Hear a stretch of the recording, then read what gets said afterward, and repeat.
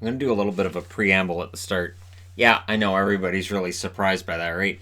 So, not only do we have our own boys home this weekend, but we were babysitting other kids. So, due to the noise upstairs, I had a choice. Try to get the preview done, which would have been just not a good idea, or wait till they go home and then start the preview at a crazy late time if you're on the East Coast or anywhere in North America. But good morning, Europe. Guten Tag. So there's that advantage here, and I'm doing this tonight because of where we're starting. We are starting with Edmonton and the New York Rangers, and yes, I'm writing down timestamps because there's 14 games. I don't expect you guys to sit through all 14. The timestamps are always in the comment section. I make it a pinned comment under the video. The Oilers, who in their first game of the year won at home against Vancouver 3-2. They then won at home against LA 6-5. That should be 6-5. I don't know why it says 6-4. They won at the New York Islanders 5-2, and then at the New Jersey Devils 4-3 in a shootout. The New York Rangers, they are undefeated, 2 wins, no losses to their record. Versus Winnipeg, they won 6-4, and at the Ottawa Senators, they won 4-1. So this is their third game of the year. This is Edmonton's fifth.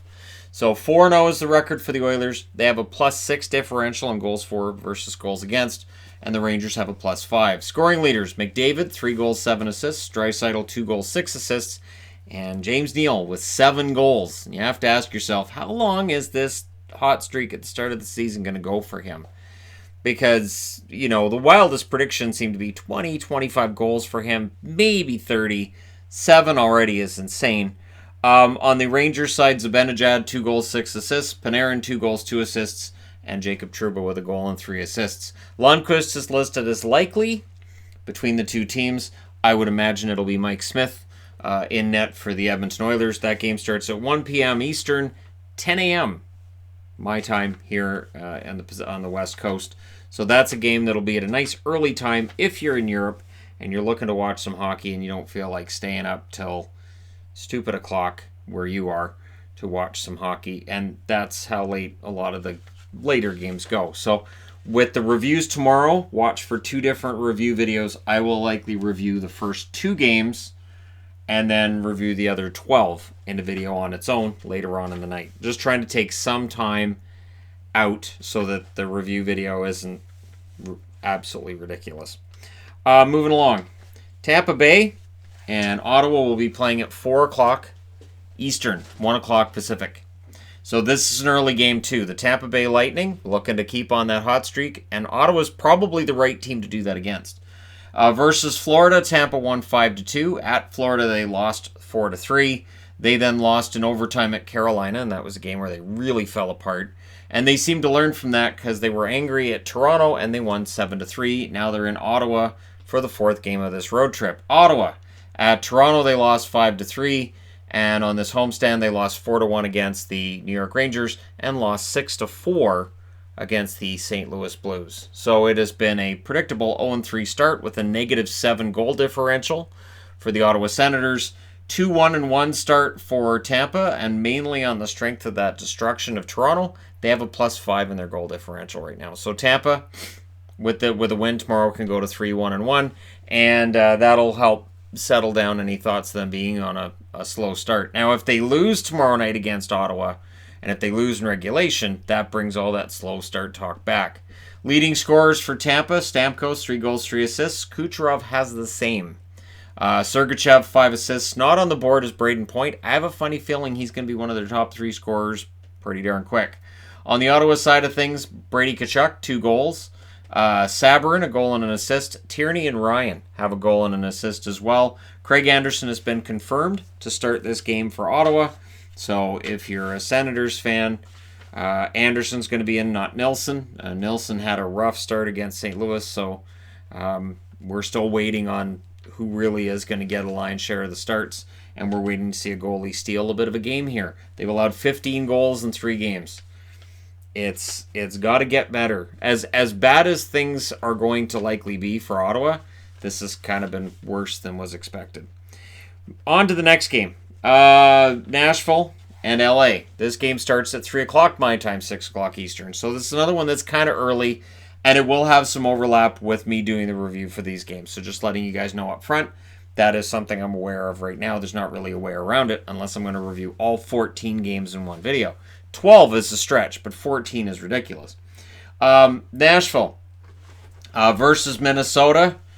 They won 5-2. Versus Detroit, they lost 5-3. Versus San Jose, they won 5-2. And versus Washington, they won 6-5. So if you're paying attention, that means this is their first road game of the season. And they're in against LA, who are playing their first home game. I like this kind of scheduling. On the road trip, a bit of a setback. They lost 6-5 at Edmonton. They won at Calgary 4-3 in overtime, to which Drew Doughty told the crowd, "I appreciate your jeers during the game. Thank you very much for your support. I'll sign a stick for you guys after the game." I'm pretty sure that's what he said. Then at Vancouver, they lost 8-2. There wasn't any jumping around by anybody in that one other than maybe the coach after the game was done. At 3-1, the Nashville Predators have a +5 goal differential. At 1-2, LA has a -6, thanks to that game against Vancouver Canucks. Leading scorers for Nashville: Duchesne, 1 goal, 7 assists. Forsberg, 4 goals, 2 assists. Johansson, 2 goals and 3 assists. On the LA side, Kopitar, 1 goal, 4 assists. Doughty, 2 goals and 2 assists. And Kovalchuk with a goal and 3 assists. This is a game that really, in all honesty, if LA is going to remain relevant, if we're not going to already be talking about LA, not being in the race, and it looks like it's the same as last year, this is where they need to start.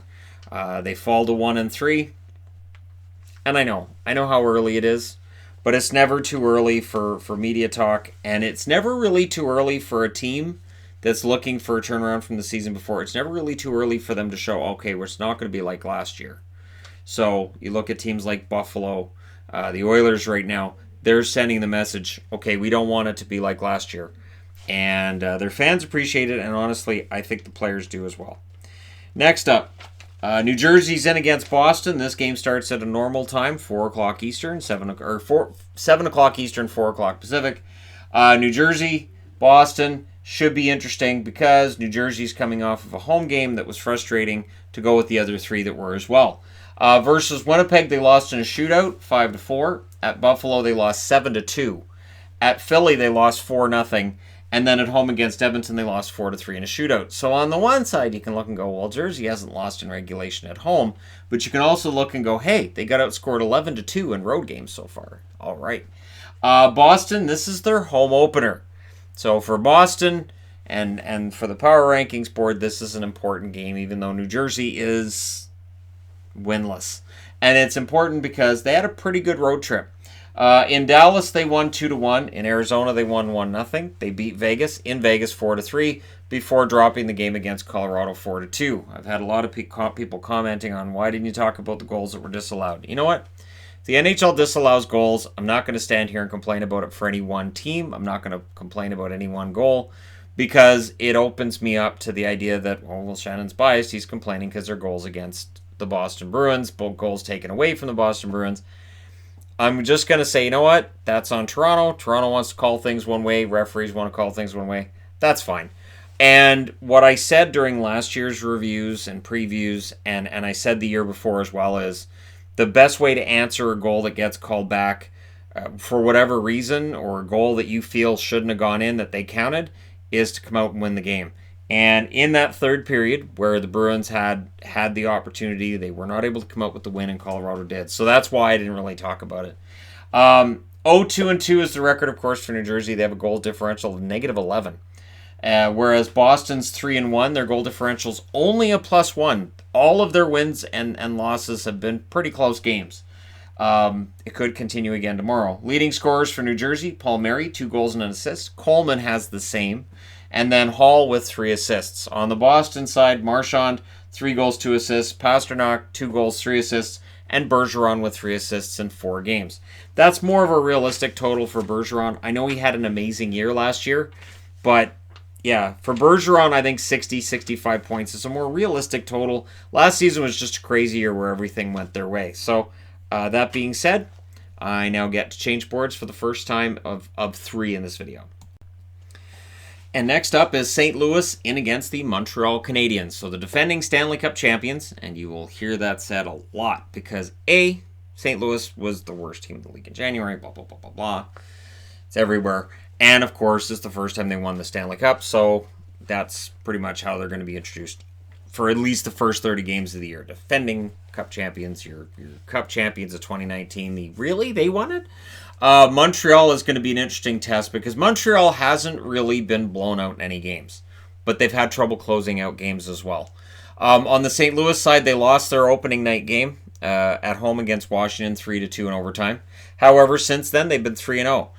They won versus Dallas 3-2. They won at Toronto 3-2. And then they won the trap game against Ottawa 6-4. Montreal at Carolina, they lost in a shootout 4-3. At Toronto, they won in a shootout 6-5. At Buffalo, they lost in overtime 5-4. And at home, their home opener, they lost versus Detroit 4-2. This is an important game for Montreal because, again, the pressure in Montreal is large. If they come out of tomorrow night with 1 win in 5 games, there will be discussions over whose fault is this. 3-0-1 is the record for St. Louis. They have a +3 goal differential. For Montreal, 1-1-2, they have a -3 goal differential. Scoring leaders for St. Louis, Ryan O'Reilly, 1 goal, 6 assists. Perron, 3 goals, 2 assists. And Sammy Blais with 2 goals and 2 assists. On the Montreal side, Yoel Armia is their leading scorer. Yeah, 3 goals and an assist. I like Armia a lot. I did think he might break through this year. I don't expect him to be their leading scorer at season's end. Drouin, a goal and 3 assists, quietly having a good start. And Max Domi with 2 goals and 1 assist for the Montreal Canadiens. Again, it's a key game for Montreal early because you don't want to be losing back-to-back games at home at the start, especially after a good road trip. But you can look at some of these results and say, gee, they could have had the win here. And yeah, so interesting start for Montreal, and we'll see over, I would think, the next month whether they're going to make that step into the playoffs or if they need some further changes. Next up, Toronto and Detroit. Toronto needed to get away from home. That's my belief here. And I expect a much better result against Detroit, a team that's started surprisingly fast. Toronto's season started with a 5-3 win at home against Ottawa. They went to Columbus and won 4-1, and the good feelings end there. They come home, they lost in that shootout against Montreal. They lost 3-2 to St. Louis and lost 7-3 against Tampa. On the Detroit side, of course, things are going really well. At Nashville, 5-3 win versus Dallas, 4-3 win. Versus Anaheim, they lost 3-1, and then at Montreal, they won 4-2. So now they're back home against Toronto, and this is one of those old-fashioned rivalries. I remember in the 80s some really great battles between these teams when neither of them were very good, and yet the games between them were usually pretty excellent, and there was a lot of physicality to it. Toronto's 2-2-1 record. They have a -1 goal differential. That means goals for and goals against. So if your goals against are 1 more, you have a -1 goal differential. On the Detroit side, they're 3-1 with a +3 in their goal differential. Again, surprisingly good start for Detroit. Leading scorers for Toronto, Matthews, 6 goals and 1 assist. And I saw a post today that Matthews talked about for the Rocket Richard Trophy, and people's brains exploded about that. But honestly, he is an excellent goal scorer, and if he's healthy for a full 82 games, he will be in the running for that. Marner, 2 goals, 4 assists, and Nylander with 2 goals and 3 assists, off to a very solid start. On the Detroit side, Mantha, 6 goals, 2 assists.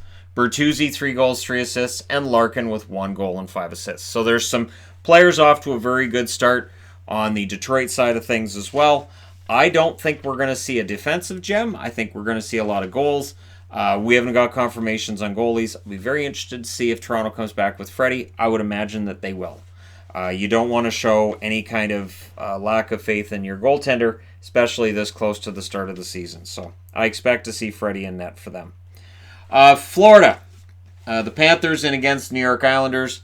Of course, all of these start at 7 o'clock Eastern, 4 o'clock Pacific. So keeping in mind I have 1 set of eyeballs for now until we figure out some kind of a genetic way to modify the whole process. I will not be able to take as in-depth of notes on these games as I did, for instance, on tonight's 3 games that we're on. The nights where it's a flood of games, my notes will be a lot less robust. And that's just me keeping it honest. I could definitely go through highlight packages and just the play-by-play that they post on every game, and I could probably BS my way through it, but people, let's see through that. So Florida, At Tampa, they lost 5-2. Versus Tampa, they won 4-3. It's been downhill since. Versus Carolina, they lost 6-3. And of course, tonight in a shootout, they lost 3-2 against Buffalo. So they go in against the Islanders, who also look like they're struggling at this point. They lost at home against Washington 2-1. They beat Winnipeg 4-1. But since then, they've lost 2 games by a score of 5-2. At home against Edmonton, and then in Carolina tonight. So both Florida and the Islanders are looking to reverse troubling early trends in their seasons. 1-2-1 record with a -6 goal differential for Florida. 1-3 record and a -4 goal differential for the New York Islanders. Leading scorers, Hoffman, 5 goals, 2 assists for Florida. Huberdeau, 4 assists, and Dadonov with 2 goals and 1 assist. On the Islanders side of things, Beauvillier, 2 goals, 2 assists. Nelson, 2 goals and an assist. And Bailey with a goal and 2 assists. So overall, this should be a pretty desperately played game. And I kind of felt kind of bad for Florida tonight. They had that great flourish, and they tied the game, and then they come up short in the shootout. But you know what? Buffalo was the better team the first 2 periods. That's why they needed such a strong third. So in the end, Buffalo gets the 2 points. And I don't think anybody would begrudge them that, other than maybe Florida fans. Maybe, just maybe. Columbus. They're in against Carolina tomorrow night. So Columbus, and it really looks like we could be seeing a season where the wheels come off for the Blue Jackets. And even though it was kind of predicted, if they lose tomorrow night and they drop to 1-4, this could be an issue. And Carolina could absolutely go to 6-0 tomorrow. Now, this is one of those games that I look at and I say, you know what? Odds are the team with the unbeaten record may come up short in this one tomorrow night, and the team with the poor record wins. But that's just me. Versus Toronto, 4-1 loss for Columbus. At Pittsburgh, they lost 7-2. Versus Buffalo, they won 4-3 in overtime. And of course, tonight against Anaheim, they lost 2-1 at home. On the Carolina side of things, it's all wins, but there's a qualifier with this. The first 3 were all in extra time. Shootout against Montreal, 4-3. In Washington, they won 3-2 in overtime. Versus Tampa Bay, they won 4-3 in overtime. At Florida, they win 6-3, and versus the Islanders, they win 5-2. The last 2 victories have been pretty impressive, and that's got their goal differential up to a +9, whereas the goal differential is a -8 for the Columbus Blue Jackets. It is really hard to argue that Columbus doesn't look like a team that's maybe taken that plunge. Leading scorers for Columbus, Foligno with a goal and 2 assists, Dubois with a goal and an assist, Werenski goal and assist, Texier's a goal and an assist, and of course Atkinson's in here with his 2 goals as well. On the Carolina side, Svechnikov, 1 goal, 7 assists. He and Patrick Laine are surprising people with all the helpers they're putting up early. Hamilton, 3 goals, 4 assists, and Teravainen with 2 goals and 4 assists. Those 3 have been huge to the point where Sebastian Aho in 5 games has 1 goal, 0 assists, and they've won all 5 games. That's the scary thing with Carolina. They haven't even needed Sebastian Aho yet, and look where they're at. That being said, now we get to go to board number 3. And we're up to the last game that starts at 7 o'clock Eastern, 4 o'clock Pacific, and that's Winnipeg in against Chicago. And yeah, I would think that one starts at 8. So if that was reported wrong, and if that's supposed to be 8 o'clock Eastern, 5 o'clock Pacific, I apologize. Normally Chicago starts at a different time. Winnipeg, it's been an up and down season for them. They lost 6-4 at the Rangers. They won in a shootout at New Jersey 5-4. They lost at the Islanders 4-1. They won at Pittsburgh 4-1, and of course, most recently, they won at home against Minnesota 5-2. The Chicago Blackhawks, the game in Prague, they were technically at Philly. They were the road team. 4-3 was the loss there, and of course, against San Jose at home, they lost 5-4. This is an important game for Chicago already early in the season. They're 0-2. -2 is their goal differential. Winnipeg's 3-2. Their goal differential is a +2.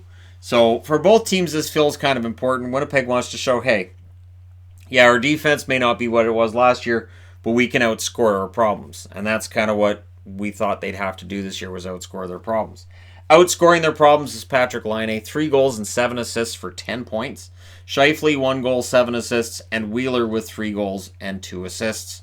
On the Chicago side, Kane, 1 goal, 3 assists, Gustafsson, 3 assists, and Andrew Shaw, 2 goals. mention the kids that were here tonight that we were babysitting, and their mother, apparently her cousin is Andrew Shaw. That's what happens in Canada. We all inadvertently know each other, indirectly know each other. Yeah, and everybody knows somebody who plays in the NHL. That seems to be the case anyways. So yeah, that was kind of an interesting thing to find out. I don't have an Andrew Shaw jersey. You know, the funny thing is there's been one on Full Moon I've been looking at for a while, and I'm like, nah, I don't really need an Andrew Shaw jersey. I really don't. It's one of those ones that I'm like, you know, the jerseys with names and numbers on the back. Anyways, so Shaw's got 2 goals, and we're going to move along to the next game. Enough sidetracking. Washington in against Dallas. This one does start at 8 o'clock Eastern, 5 o'clock Pacific. Dallas at home, and you know what? I'm going to go ahead and say this is a key game for both teams. 100% key game for both. Neither team can lose this game. I want to see desperation. I want to see aggression from both teams, and I want to see no blowing the lead, because both of these teams are good at it. And this is already their second and final meeting of the year. For Washington, their opening night game at St. Louis, they won 3-2 in overtime. At the Islanders, they won 2-1. Versus Carolina, they lost in overtime 3-2. They lost versus Dallas 4-3, and they lost at Nashville 6-4, or 6-5, I should say. The goals against is a concern. The overall structure of the team is a concern, and blowing leads is a concern. But good news, Dallas has trouble scoring, and blowing leads is something they're capable of as well. They lost versus Boston 2-1, then they went to St. Louis and lost 3-2. They lost at Detroit 4-3 before winning at Washington 4-3, and then came home, had a 2-0 lead versus Calgary, and lost it in a shootout 3-2.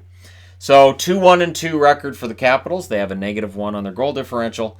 Dallas 1-3-1. They have a -3 on their goal differential right now. And leading scorers for the Capitals, John Carlson, who really, really wants a Norris Trophy, 1 goal, 7 assists.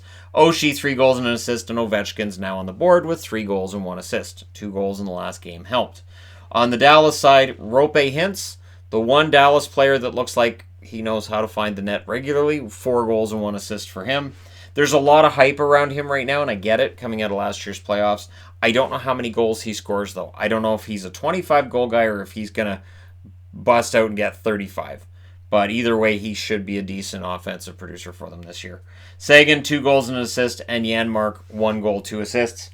Conspicuous by their absence at this stage are Radulov and Ben. And you got to think Radulov's going to be on this list soon. Ben, we'll see. He's showing signs, but we'll see how things go for him from here. Next up, Pittsburgh's in against Minnesota. The Wild, 0-3. This is a start they didn't want to have. This game starts at 8:30 Eastern, 5:30 Pacific. The Pittsburgh Penguins have had a very up and down season. Versus Buffalo, they lost 3-1. Then they at home beat Columbus 7-2.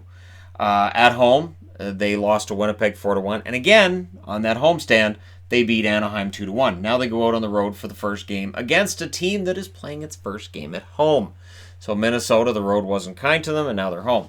At Nashville, they lost 5-2. At Colorado, they lost 4-2. And at Winnipeg, they lost 5-2.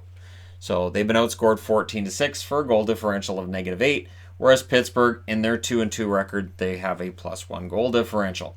Crosby, 2 goals, 4 assists. Letang, 1 goal, 3 assists. McCann, 2 goals and 1 assist. And you get the feeling that if Pittsburgh can keep their head above water until Malkin gets back, they might be just okay. On the Minnesota side, Suter, 1 goal, 2 assists. Dumba, a goal and an assist. And Hunt with a goal and an assist for the Minnesota Wild, who could use a little bit of a boost on the scoring side of things from guys like Zuccarello. And this is why there's some danger in picking up UFAs. It can take them a while to get going. And in some cases, you're picking up a guy and paying him the money based on what he's done in the past and not necessarily based on where he's trending in the future. So we'll see if Zuccarello can turn that trend around tomorrow night, and if the Pittsburgh Penguins can perhaps go to 3-2. And yeah, with the Metro as wide open as it is, you get the feeling that any team of the 8 could go on a run and win the division. Because while Washington looked like they should be the best team, I would argue that they really kind of sort of haven't been. So that division could be even more wide open than I might have thought it was at the start of the year. Next up, Arizona in against Colorado. Arizona has to feel great right now coming off that win against Vegas. And the best way to show how great they feel would be to go into Colorado and give them their first loss of the season. That is a tough task. Arizona, of course, started off at Anaheim with a 2-1 loss. Then they came home. In their home opener, they were shut out by Boston 1-0. And then they beat Vegas 4-1. On the Colorado side, they had all 3 games so far at home. This is game number 4. They've won all 3 going into tomorrow night. Versus Calgary, 5-3. Versus Minnesota, 4-2. And versus Boston, 4-2 as well. So what I expect from this game is a lot of shots, probably, and probably some pretty good goaltending. Antti Raanta is back. This is supposed to be Ranta's start. Francouz is supposed to start as well. Somebody tried to correct my pronunciation of Francouz, so I went over to Elite Prospects. I've got that little doohickey that tells you how to pronounce names. And no, Pavel Francouz is how it says it. So there you go. 3 wins for Colorado. They have a +6 on their goal differential. And honestly, Arizona right now is a +1 on theirs, even though they're 1-2. Leading scorers, Garland, 2 goals. Keller with 2 assists and Soderberg with 2 assists. And wondering when when Kessel is going to pick it up. On the Colorado side, Rantanen, 3 goals, 2 assists. McKinnon, 1 goal, 4 assists. And Landeskog with 2 goals and 2 assists. And I know Kessel's had his chances. He's just been a little bit snake bit.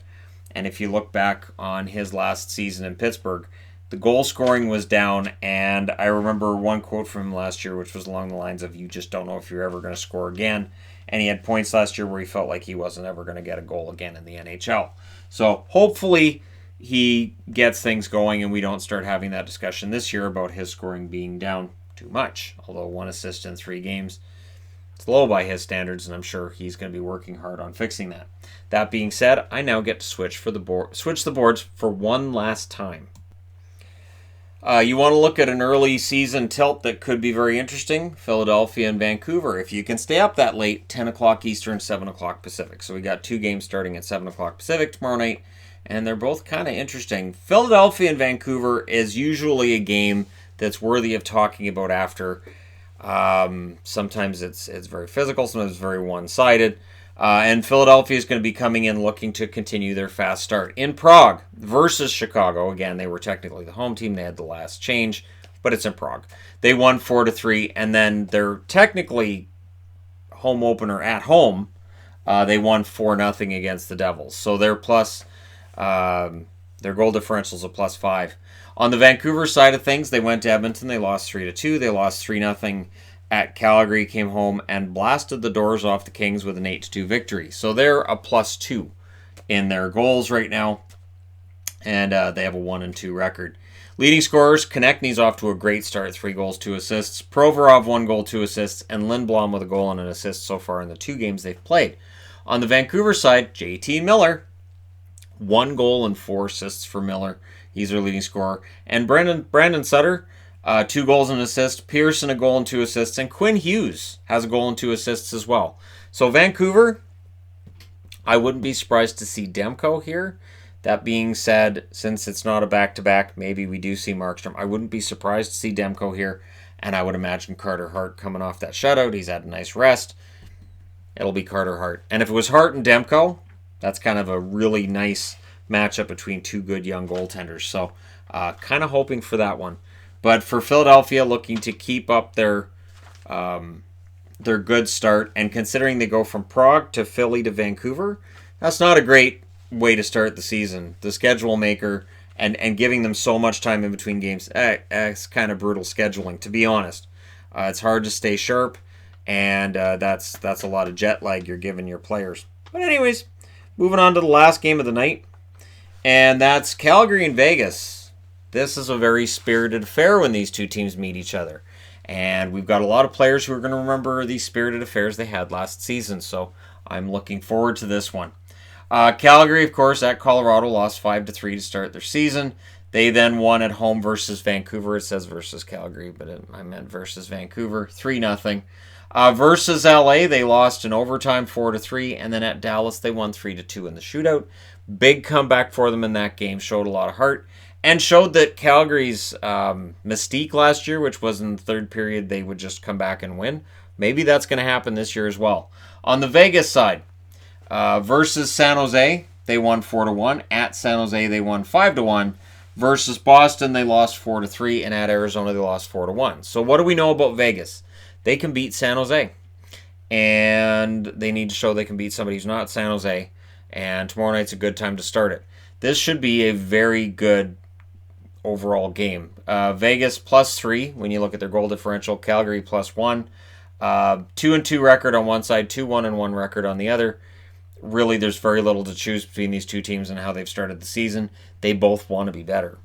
And for Vegas being at home, their last home game at home against Boston, they lost. They should be sharp. The first 5 minutes of this game could be very telling. Leading scorers for Calgary. Johnny Gaudreau, 2 goals, 4 assists. Tkachuk, 2 goals, 3 assists. Monahan with 2 goals and an assist.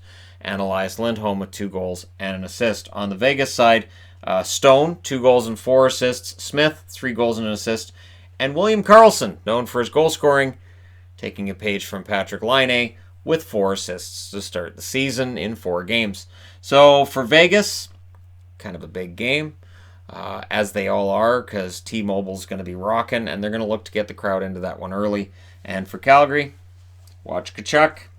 Keep an eye on Tkachuk, because this is the kind of game where he'll do his normal shift disturbance. There you go. You guys are all set now for 14 games tomorrow night. This, of course, is the standings as they are currently constituted. Teams above the playoff line, teams below. And, of course, it's ridiculous because it's way too early in the season to discuss it. But why not? Why are the standings displayed if we're not going to look at them and not going to analyze them? So there you go. Thank you guys so much for watching. Hit like and subscribe if you're browsing your way through. You just happen upon this video. And yeah, we're done with the preview. This means that tomorrow night's review. Get yourself some coffee, popcorn, all that other wonderful stuff, because guaranteed there's going to be some stuff that goes down in some of the games on the other boards and on this one that we're going to be talking about tomorrow night. Thank you guys so much for watching, for your time, and for your support. I'll talk to you again soon.